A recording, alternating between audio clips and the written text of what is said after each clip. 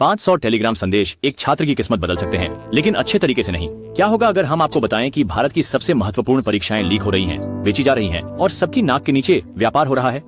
Hidden truths India में आपका स्वागत है।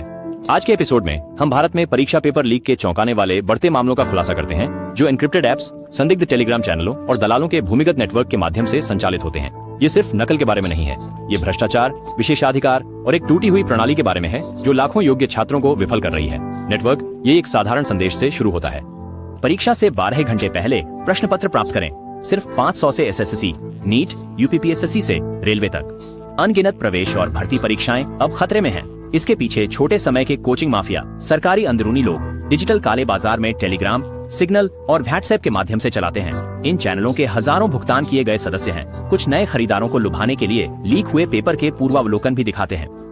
जब प्रणाली बिना जांच के चलती है तो क्या होता है? योग्यता ध्वस्त हो जाती है, वास्तविक छात्र हार जाते हैं, घोटाले सामान्य हो जाते हैं। यहाँ तक कि छात्रों को भी लगता है कि यही सफलता का एकमात्र तरीका है। सार्वजनिक विश्वास कम हो जाता है। जब टॉपर्स ही धोखेबाज हों तो हम किस पर भरोसा करें? केवल 2020 में बिहार, उत्तर प्रदेश और असम ने बड़े पेपर लीक घोटालों का सामना किया। कुछ मामलों में पूरी परीक्षा रद्द कर दी गई, जिससे समय, ऊर्जा और करदाता का पैसा बर्बाद हुआ। किसे लाभ होता है? टेलीग्राम विक्रेता प्रतिमाह लाखों कमाते हैं। कोचिंग सेंटर गुप्त रूप से लीक सेट खरीदकर गारंटीड परिणाम देते हैं। अंदरूनी लोग चुनिंदा छात्रों को पीडीएफ भेजने के लिए कमीशन लेते हैं। यह एक पूर्ण विकसित पारिस्थितिकी तंत्र है और कोई इसे रोक नहीं रहा है। छात्र बोलते हैं, गुमनाम वॉइस ओवर क्लिप्स डालें या उद्धरणों को नाटकीय रूप दें। मैंने 8 महीने तक रोज 12 घंटे पढ़ाई की। उन्होंने 1000 रुपए में पेपर खरीदा और पास कर लिया। एडमिन ने कहा कि अगर मैं 5 दोस्तों को रेफर करता हूँ तो मुझे पेपर मुफ्त में मिलेगा। उनकी निराशा वास्तविक है और बढ़ रही है। अंत में ये सिर्फ धोखाधड़ी के बारे में नहीं है, ये प्रणालीगत विफलता के बारे में है। एक टूटी हुई प्रणाली जहाँ पैसा योग्यता से बड़ा है और प्रभाव ईमानदारी से बड़ा है।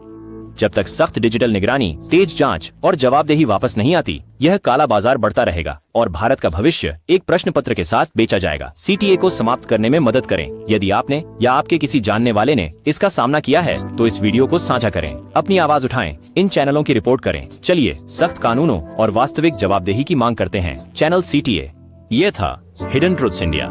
देश के दिल से और अनकही सच्चाइयों के लिए सब्सक्राइब करें, क्योंकि कुछ सच्चाइयाँ उजागर होने के लायक होती हैं। 500